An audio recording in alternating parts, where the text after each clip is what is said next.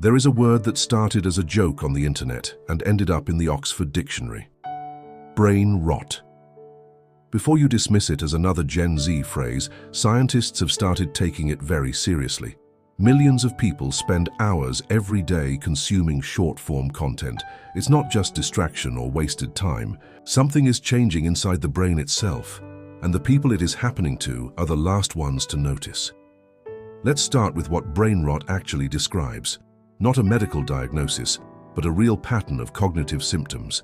Difficulty concentrating on anything that requires sustained attention, a growing inability to sit with boredom, reduced capacity for deep reading, a constant low-level restlessness that makes silence feel unbearable. Sound familiar? These are not personality traits. They are neurological patterns, and they have a specific cause. The human brain runs on a system called dopamine, and dopamine was never designed for the internet. Every notification, every swipe, every unexpected video triggers a small, fast dopamine hit. Faster than anything the natural world ever produced. Your brain is an adaptation machine. When dopamine hits arrive fast and constantly, the brain recalibrates.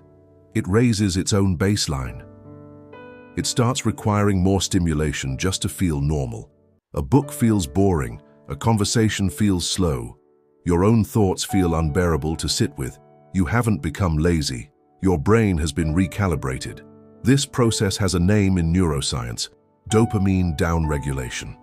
Research shows heavy social media users have differences in their prefrontal cortex, the region responsible for impulse control, sustained attention, and long-term decision-making.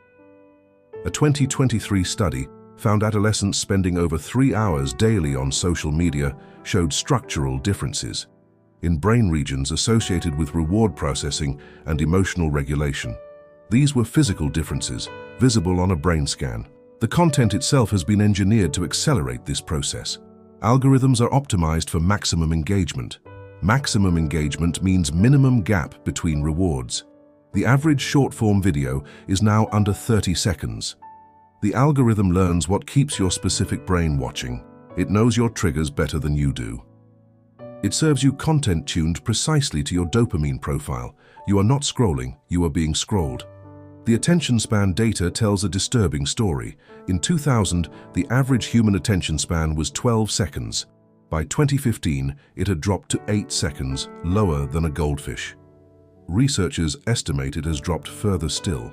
The more important number is how long it takes for restlessness to set in when there is nothing happening. That window, the tolerance for stillness, has collapsed in heavy users. The brain expects the next hit. So what does prolonged exposure actually do? Research points to 4 key changes. First, reduced deep reading ability. The brain processes text by scanning for highlights. Second, impaired working memory. Constant context switching degrades the brain's ability to hold information. Third, increased baseline anxiety. A brain trained on constant stimulation experiences discomfort during downtime. Fourth, weakened imagination. When boredom is immediately filled, the brain loses practice generating internal stimulation. Creativity and daydreaming require boredom, and boredom has been almost completely eliminated. The uncomfortable truth is that most people reading this already feel it. The inability to get through a long article. The way a 2-hour movie now feels like an endurance test. The strange anxiety that appears when alone with no screen. These are not character weaknesses. They are predictable outputs of a brain systematically trained by sophisticated conditioning systems. Your attention was the product, and it has been sold. But here is what the science also says, and this matters. The brain is plastic. Neuroplasticity means it can reverse it. Studies on dopamine recovery show that even 30 days of reduced screen exposure produces measurable improvements in attention, emotional regulation, and tolerance for stillness. The brain does not forget how to focus.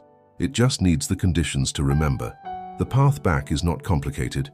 It is just uncomfortable, especially at first.